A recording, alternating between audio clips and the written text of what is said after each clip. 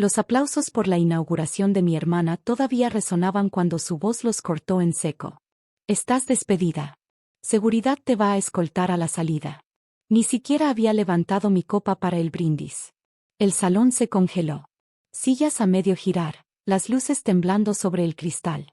200 pares de ojos cayendo sobre mí como un reflector que nunca pedí. Nadie intervino. Ni mis padres. Ni mi hermano. No supliqué. No discutí. Me quité el gafete de invitada, lo dejé junto a la copa de champaña intacta y caminé hacia las puertas mientras el silencio se cerraba detrás de mí. Ellos pensaron que la humillación terminaba ahí. No fue así.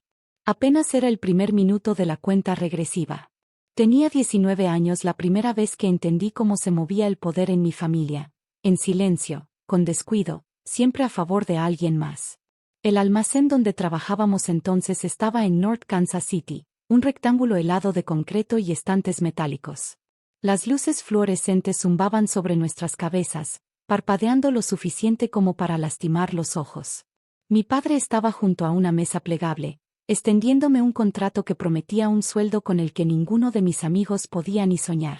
Tómalo, dijo, ya volteándose hacia un montón de reportes de envío. Mi hermana Vanessa estaba detrás de él, haciendo girar las llaves nuevas de la oficina como si se las hubiera ganado. Tenía 21 años, era ruidosa, fotogénica, siempre la elegida para posar en las fotos con inversionistas. Miré la cifra del salario y luego los márgenes donde alguien había dejado manchas de tinta de la impresora. Quiero participación, no sueldo, dije. Papá ni siquiera levantó la vista. Acepta el salario, Cheryl. Es estable. Pero la estabilidad nunca me impresionó. La propiedad, sí. Deslicé sobre la mesa el acuerdo de media página que yo misma había redactado. El papel se veía ridículamente delgado comparado con el contrato brillante que él sostenía. Suspirá, tomó una pluma y firmó sin leer. La televisión en la esquina estaba transmitiendo un partido de fútbol americano. En el momento en que su equipo estuvo cerca de anotar, dejó de prestar atención a todo lo demás. Su firma tembló ligeramente cuando la multitud en la pantalla rugió.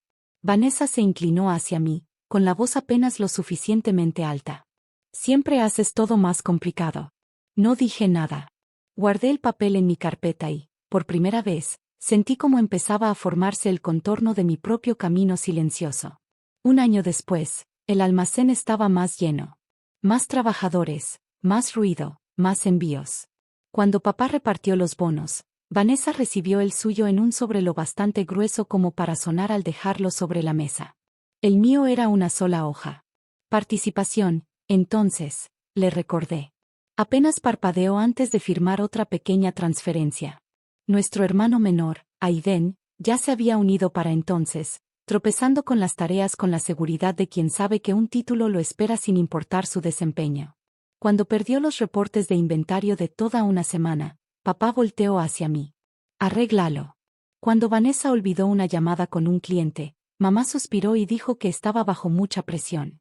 Aprendí pronto que mis errores eran responsabilidades. Los suyos, simples inconvenientes. El punto de quiebre llegó en 2013, en la sala de nuestra vieja casa. Vanessa estaba a punto de firmar un acuerdo de sociedad que habría hundido a la empresa en un pozo financiero de varios años. Su pluma flotaba sobre la hoja, su sonrisa brillante para los miembros del consejo conectados por videollamada. Yo había visto los números. Sabía que no funcionaban. Papá silenció la llamada por un momento, con los ojos aún en la televisión. ¿Esto es bueno o no?, preguntó.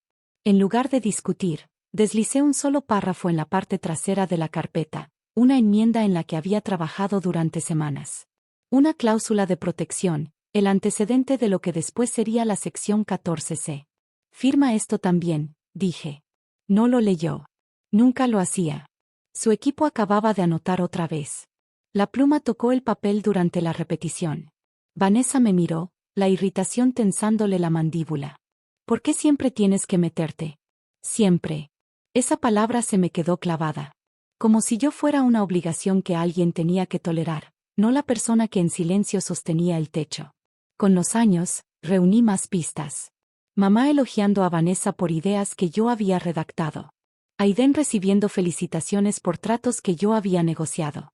Parientes preguntando si todavía ayudaba en el negocio familiar, como si fuera una asistente que aparecía cuando hacía falta. No fue el enojo lo que se quedó conmigo. Fue el patrón. Largo, predecible. Y en algún punto dejé de esperar algo distinto. Ese fue el día que aprendí cuál era mi lugar en esta familia. 3 horas antes de la gala, llegué lo suficientemente temprano como para entrar sin que nadie lo notara. El personal del salón aún ajustaba los números de las mesas, pulía la cubertería, ensayaba las luces para el gran momento de mi hermana. Mi nombre no aparecía en ninguna lista. Revisé 2 veces, solo para estar segura. En las pantallas que repetían el programa de la noche, el rostro de Vanessa aparecía una y otra vez, nuestra nueva CEO. Su sonrisa brillaba bajo un filtro dorado. Aiden estaba a su lado en la foto, con el título de VP de ventas. Debajo, en letras blancas, se leía, representantes de la familia fundadora. No había mención de mí. Ni cofundadora, ni socia, ni nada. Un coordinador técnico se acercó con una tabla en mano. ¿Eres del catering?, preguntó, educado, distraído. No lo dijo con crueldad, pero cayó exactamente donde siempre habían caído años de borrado. Silenciosa, eficiente, precisa. Pasé junto a él hacia el plano de asientos, una hoja impresa clavada cerca del bar. Mis padres estaban en la mesa 3. Mis hermanos, en la mesa 1. Mi lugar aparecía en la mesa 12, entre nombres que no conocía. Pero el detalle que me dejó inmóvil fue la etiqueta, invitada. No familia. No ejecutiva. Solo invitada. Alguien rió detrás de mí. Me giré lo suficiente para ver a Aiden acomodándose los mancuernillas, la confianza desprendiéndose de él como loción cara. Siéntate donde quieras, dijo sin mirarme. Esta noche no es realmente sobre ti. Las palabras fueron pequeñas, lanzadas con descuido, diseñadas para doler sin esfuerzo. Y dolieron. Pero no como él esperaba. Porque en ese segundo, el patrón por fin se alineó. Las miradas de la infancia, las exclusiones adolescentes, los desprecios de la adultez, los tratos no reconocidos, las firmas que nunca leyeron, los títulos que tomaron, el crédito que absorbieron. Todo encajó en una sola verdad firme. Yo había sido borrada mucho antes de esta noche. Esta noche solo era la versión pública. Miré mi gafete. Cheryl Lawson, invitada. El plástico frío contra mis dedos. Volví a pasar el cordón por mi cabeza y lo dejé descansar sobre mi clavícula, como un recordatorio exacto del lugar donde ellos creían que pertenecía. Aiden esperaba una reacción, un ceño fruncido, una protesta, quizá una broma. Yo solo exhalé por la nariz, lento, controlado. Y sonreí. En el momento en que las puertas del salón se cerraron detrás de mí, el ruido cayó como si alguien hubiera bajado un panel de vidrio entre la celebración y yo.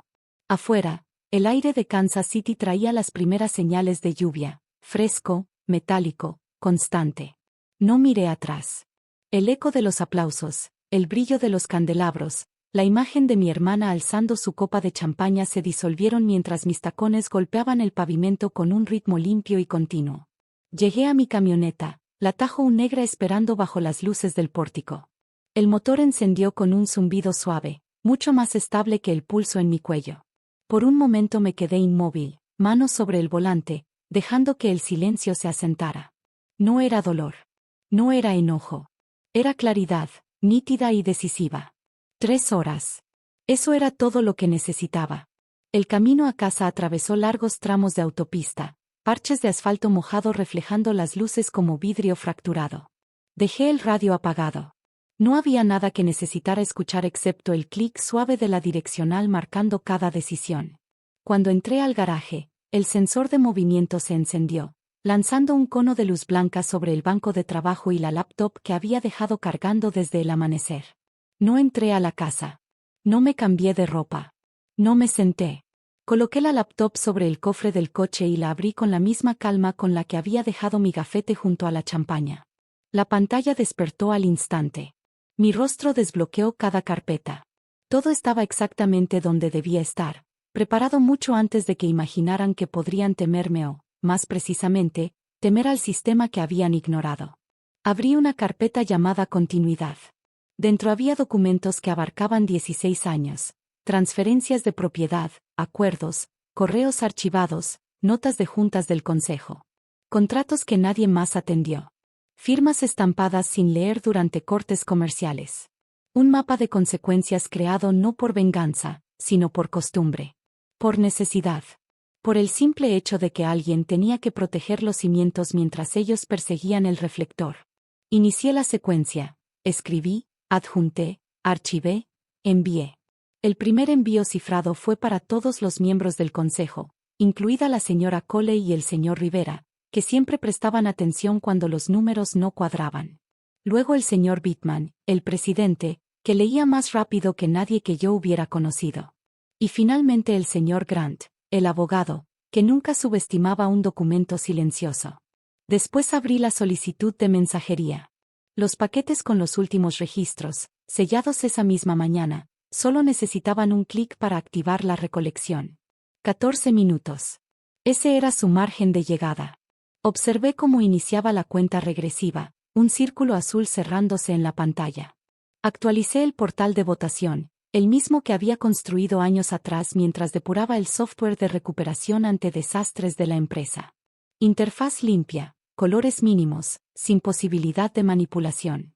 El número en la parte superior, mi porcentaje total, estaba donde siempre había estado, silencioso, no anunciado, intacto.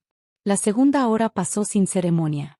Trabajé de forma constante, cada movimiento deliberado, revisando marcas de tiempo, verificando firmas, confirmando que la cláusula que había añadido después de que Vanessa casi firmara aquel acuerdo desastroso seguía archivada en el lugar correcto. Ahí estaba. La sección 14C, enterrada en lo profundo de los estatutos, activada bajo una condición específica. Si un ejecutivo sin participación accionaria despedía a un accionista mayoritario sin aprobación unánime del consejo, el control regresaba de inmediato. Ellos mismos me habían entregado el detonador en el escenario, frente a 200 testigos. No sonreí. No celebré. Esa nunca fui yo. Me recargué un momento, dejando que la luz del garaje se extendiera sobre la superficie metálica del coche. El silencio se fue filtrando por la habitación como una gotera constante, empapando las paredes, el piso de concreto, el aire. Una quietud que no había sentido desde antes de que la familia se dividiera en roles. Estrella, favorito, nota al margen. Revisé el reloj. 1 hora. Tiempo suficiente para que los registros se propagaran, para que el sistema absorbiera los cambios, para que el consejo preparara sus propios alineamientos silenciosos. Mi celular vibró una vez. Aiden. Luego Vanessa. Después mamá. Ninguna llamada entró. Todos los números estaban bloqueados desde el amanecer. Un borrón y cuenta nueva. Un perímetro controlado. Volví a la pantalla y revisé cada línea, cada cláusula, cada marca de tiempo. 16 años de decisiones convergiendo en un solo punto. No era venganza. Era estructura. Cuando el último documento se sincronizó, cerré la laptop a la mitad, todavía sin estar lista para cerrarla por completo. El sonido de la bisagra deteniéndose a medio camino se sintió como una respiración contenida. Pensé en cada vez que había arreglado sus errores, cubierto pérdidas, reconstruido números, suavizado las grietas que ellos dejaban atrás. Siempre lo hice porque la empresa lo necesitaba, porque alguien tenía que hacerlo. Pero esta noche, sola en un garaje iluminado por una sola lámpara, la verdad se asentó con un peso que no aplastaba, aclaraba. Esta vez, no iba a arreglar lo que ellos habían roto. Dejé que la laptop se cerrara por completo. El sonido resonó suavemente sobre el concreto, final y sereno, una línea trazada con precisión, no con enojo. La cuenta regresiva continuó sin que yo tuviera que mirarla. 3 horas después, la gala seguía brillando como si nada bajo su superficie hubiera cambiado. La música flotaba en el aire, de esa que llena el espacio sin decir nada. Los invitados equilibraban platos de postres, reían chistes pequeños, sin saber que una estructura ya estaba temblando bajo sus pies. Crucé las puertas principales justo cuando seguridad empezó a reposicionarse. Su postura cambió. Primero, sutil. Ensayada. Un guardia cerró la salida oeste. Otro selló el corredor de servicio. Sin urgencia, sin drama. Solo procedimiento. En la mesa 1, mi hermana se detuvo a media risa. El teléfono de Aiden vibró en su mano, luego los de los primeros miembros del consejo. El señor Whitman se levantó de su asiento al frente del salón. Su expresión no cambió, pero sus ojos sí, ese enfoque repentino que aparece cuando la información se ordena en claridad. Se acomodó el puño de la camisa y asintió una sola vez a seguridad. Las puertas restantes se cerraron. Nadie podía salir. Los murmullos comenzaron, suaves, cayendo como lluvia antes de una tormenta. Una mujer en la mesa 6 revisó su celular, frunció el ceño y se lo pasó a su esposo. Alguien susurró. ¿Esto es real? Otro. ¿Por qué ahora? Las luces bajaron un nivel, una atenuación suave orquestada por el equipo técnico, activada por el programa que yo había construido años atrás. El proyector cobró vida y la pantalla de 18 metros detrás del escenario se iluminó con un solo título. Reunión de accionistas de emergencia. Sección 14 se activada. El aliento de Vanessa se cortó de forma audible, lo suficiente para que los invitados más cercanos voltearan a verla. Recorrió la sala con la mirada, buscando a alguien que contradijera lo que estaba viendo. Papá. Mamá. Aiden. Cualquiera. Pero todos miraban sus pantallas, los celulares brillando con los registros sellados esa misma mañana. Caminé por el pasillo central, la alfombra absorbiendo cada paso. Sin séquito. Sin dramatismo. Solo el silencio abriéndose a mi alrededor. En el podio, coloqué mi laptop y la abrí. El portal de votación se desplegó en la enorme pantalla detrás de mí, su interfaz blanca contrastando con la luz dorada atenuada. Buenas noches, dije, con voz firme. El micrófono la llevó limpia. Conforme a la sección 14C, el control regresa al accionista mayoritario. Se ha presentado una moción. El señor Whitman se colocó a mi lado, con las manos entrelazadas. Moción para rescindir los nombramientos de Vanessa Lawson como CEO y de Aiden Lawson como vicepresidente de ventas. ¿Tengo un segundo? Sí. Segundo. Segundo. Una reacción en cadena. La señora Cole. El señor Rivera. 3 más. Voces firmes. Sin duda. Años de números habían ganado su confianza mucho antes de esta noche. La votación se abrió. Verde para sí. Rojo para no. El primer porcentaje apareció al instante. 58%. Luego 61%. 65%. 67%. Los invitados se inclinaron hacia adelante, viendo cómo la historia se deshacía en incrementos digitales. Cada clic de cada accionista resonaba en la sala sin hacer ruido. Con 69%, Vanessa se lanzó hacia adelante. Detengan esto. No pueden votar en una noche como esta. Esta es mi ceremonia. El señor Whitman no la miró. Esta es una reunión legal, señorita Lawson. Por favor, dé un paso atrás. Aiden intentó otro ángulo. Cheryl, vamos, esto es familia. Esto es estructura, dijo el señor Grant desde cerca de la mesa 4, levantando su celular. Y es vinculante. El número avanzó una vez más. 71%. La barra se volvió completamente verde en la pantalla. Un silencio se expandió como una ola lenta. Alguien dejó caer una cuchara. Una copa de champaña se inclinó, pero no cayó. El cuarteto de cuerdas se detuvo a media nota, los arcos suspendidos en el aire. El señor Whitman habló primero. La moción se aprueba. Efectiva de inmediato. Vanessa miró la pantalla como si pudiera obligar a los píxeles a reorganizarse. Esto es un error. Nos tomaste por sorpresa. No respondí. Avancé a la siguiente diapositiva, el anexo prefirmado confirmando la ejecución de la transición. Las cláusulas eran simples, objetivas, sin comentarios. Un suspiro ahogado surgió cerca del centro de la sala, luego otro. El teléfono de Aiden se le resbaló de la mano y golpeó el piso con un sonido seco. Mis padres permanecieron inmóviles. Los dedos de mamá temblaban cerca de su collar. Papá parpadeó lentamente, como si leyera todo por primera vez.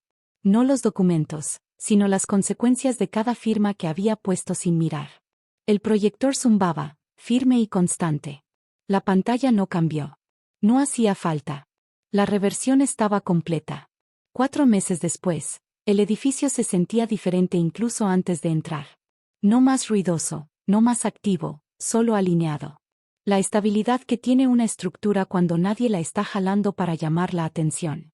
La luz de la mañana entraba por las ventanas del este en una línea limpia sobre el piso del vestíbulo, lo suficientemente brillante para suavizar los bordes metálicos, pero no tanto como para difuminarlos. Equilibrio perfecto. Mi oficina estaba al final del pasillo, donde antes había un viejo cuarto de almacenamiento. La nueva placa en la puerta era de acero cepillado, simple. Nada ornamental, nada celebratorio. Solo mi nombre y el título que la votación había hecho oficial. Pasé un dedo por la superficie una vez, sintiendo el frío, la precisión. Luego abrí la puerta. Adentro, todo estaba en calma. No en silencio absoluto, sino en una quietud que tenía sentido. El zumbido del aire acondicionado, el tecleo lejano de alguien en el pasillo, los papeles apilados como me gusta, el protector de pantalla cambiando en colores apagados. Así es como una empresa debería respirar, de forma pareja, sin egos presionando las paredes, sin caos disfrazado de carisma, sin alguien intentando convertir las juntas del consejo en un espectáculo. Dejé mi bolsa y abrí más las persianas. Desde la ventana, la ciudad seguía su ritmo normal, autos avanzando entre el tráfico matutino, peatones enfrentando un viento ligero, el resto del mundo ocupándose de lo suyo. Y por primera vez en años, yo también. Vanessa puso en venta su casa del lago después de la votación. Las fotos circularon en línea, fruteros acomodados, encimeras brillantes, habitaciones vacías, esforzándose demasiado por parecer habitadas. Aiden intentó entrar al mercado laboral, pero la cláusula de no competencia se mantuvo firme. Papá y mamá se mudaron poco después a una vida más tranquila en Florida, evitando preguntas que no podían responder. Todos intentaron contactarme, eventualmente. Un mensaje. Un buzón de voz. Un correo reenviado desde una dirección vieja. Disculpas. Explicaciones. Reescrituras de recuerdos. Dejé que todo pasara por el filtro que había configurado hace tiempo. Ninguno llegó. Ninguno lo necesitaba. Algunos finales no requieren portazos. Algunos no necesitan discursos, ni victorias, ni confrontaciones finales. A veces, el final es solo una habitación firme y silenciosa, que es tuya. Algunas personas creen que el poder pertenece a quien está frente al micrófono. Están equivocadas. El poder se queda quieto en los documentos que nadie se molesta en leer, en las firmas que se apresuran a poner, en las estructuras que nunca creyeron que pudieran girar. Mi familia lo aprendió a la mala. Y yo aprendí algo más simple: el silencio no es debilidad. Es dirección. Si historias como esta se te quedan grabadas, quédate cerca de este canal. Aquí contamos las verdades que las familias entierran, las que lo cambian todo cuando por fin salen a la luz.